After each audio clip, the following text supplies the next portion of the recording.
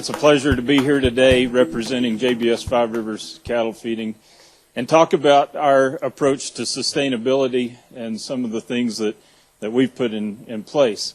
Before I do that, I'd like to just describe a little bit who JBS Five Rivers is.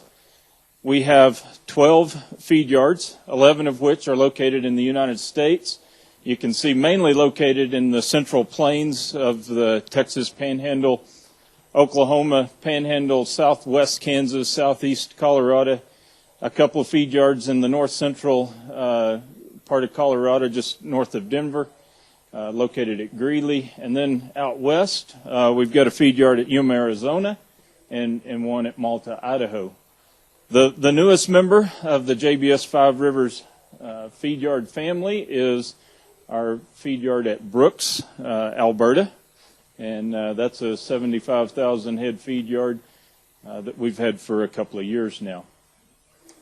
Those 12 feed yards have a one-time capacity of 950,000 head of cattle.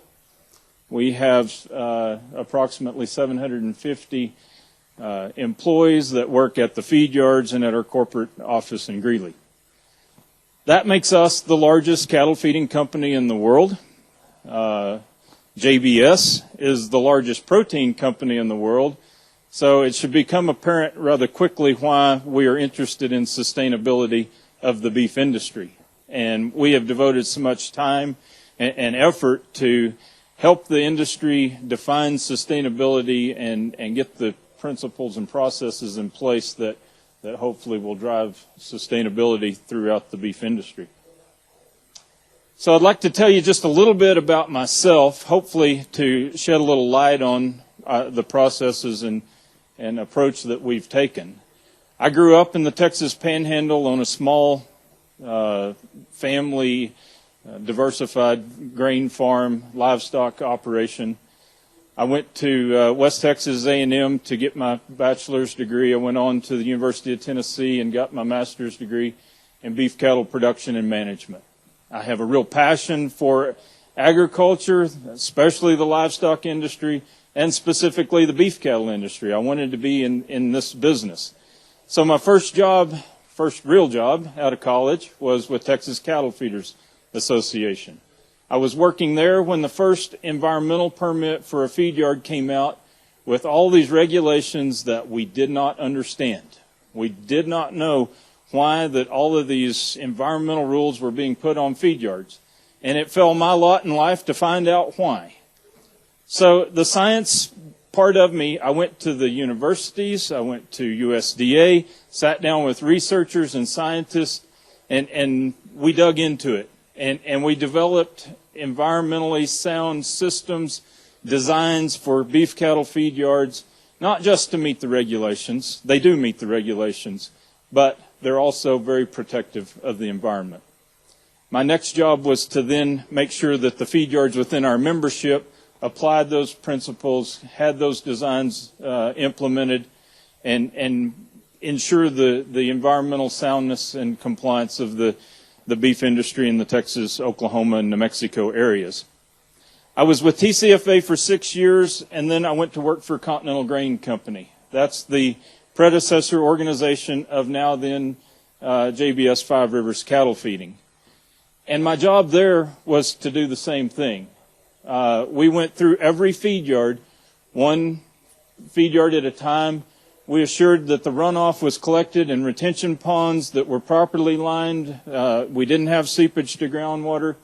We ensured nutrient management plans were in place so that when we applied that water to farmland and fields, that the nutrients were utilized and grown, and we weren't causing either a soil degradation or a surface water issue with runoff. Manure is managed properly. Pen sprinklers are in place for dust control and managing the dust in the feed yard pens. Even this is an interesting one. These, we call them dissipators, and we developed those to put in ditches or conveyances where water runs to help settle the manure and sediment out in the ditch where it's easier to get out before it gets to the retention pond. These are the kind of things that, again, we took a very scientific structured approach to developing the systems. So we didn't deviate far from that when we moved into the sustainability space. We take a very pragmatic approach to sustainability. There's not a lot of fluff, not a lot of greenwashing in what we do. We thoroughly intend, when we embark on a project or put a program in place, we thoroughly intend for there to be bottom line results. We want results that make people's lives better, that enhance the welfare, well-being of our cattle, obviously are protective of the environment. Our goal is always to be profitable. That's not always something that works out the way we want it to, but it's certainly our goal. So the key pillars that I have on the slide here are no different than what GRSB has, what the U.S. Roundtable for Sustainable Beef have. And these things are areas where we haven't just focused since 2010. These have been areas of focus and will continue to be areas where we place emphasis and focus going forward. In the people, the social aspect, we've always had employee safety and wellness programs in place. We have a very robust safety program with goals and incentive programs. We've got we pay fair wage and offer benefits to our employees. One of the challenges that we have right now is just the changing demographics of the workforce. And as our aging population is nearing retirement and exiting the workforce, they're backfilled with millennials who have a different work ethic, a different work-life balance. I'm not saying it's good or it's bad, it's different. And it's forced us to take a better look at our training programs. People entering the workforce today don't have that agricultural experience background that people 10, 15 years ago had. So we've got to ensure that they understand how to work around livestock and the agricultural, just being in the agricultural setting. The other thing is they have a different expectation for work life and time off and so forth. And so we've actually made accommodations in our facilities and our work schedules to try to accommodate more weekends off and holidays off and so forth. So the other piece in the social aspect is our investment in the communities. We don't take it for granted that we can just operate in these small rural communities. We understand that's a privilege. We invest, we give back to many different ways, not the least of which is just providing leadership through our people's involvement in a lot of the civic organizations. Cattle, that's our livelihood, and we do not take lightly the responsibility that we have to care for and take care of the animals that are in our care. We have two licensed veterinarians. We've got 2 PhD nutritionists. They are in the feed yards every month, and they're in communication with people at the feed yards every day to ensure that our health programs are exactly what they need to be, ensure that the nutrition that the animals are receiving, that we provide everything that those animals need. We also want to make sure that we've got facilities, just as the gentleman from Australia said, Andrew said, we want facilities where these animals are stress-free.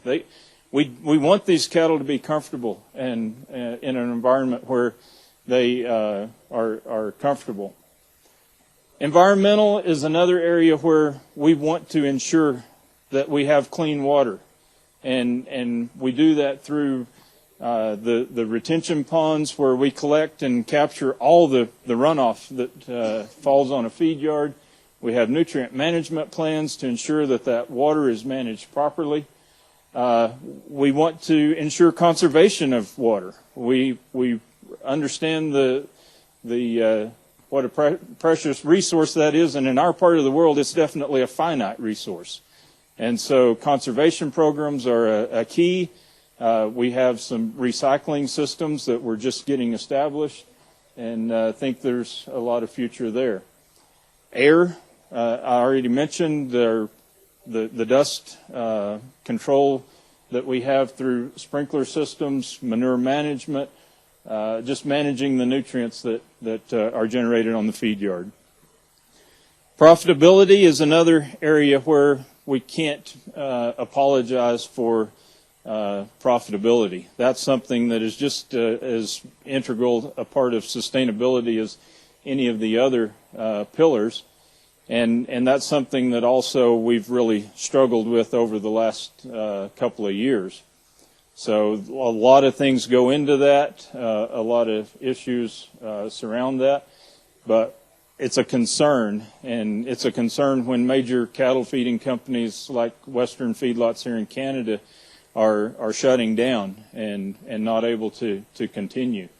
Consolidation and shrinking of our industry is not a good thing, and especially not when it comes at like that. So as we think forward, though, and I told the first group, my slides were made before the discussion this morning, and I still think it's important for us to talk about the effect that the changing consumer preference for beef is having on our sustainability projects.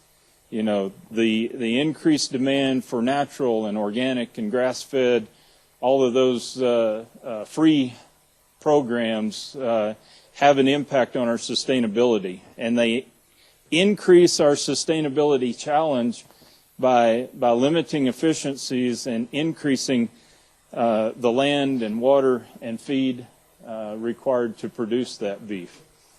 I think there's also another component. It's just the messaging, and it's not, I should say at the very outset, I'm not opposed to any alternative forms of raising beef.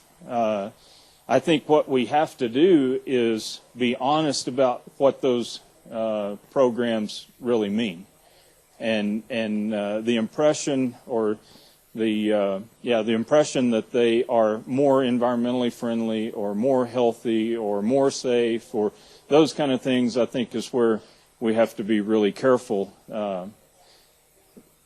These systems come with increased complexities, and we have to ensure that the claims that are made are actually what are delivered. And so that results in higher cost to production and higher costs to the consumers.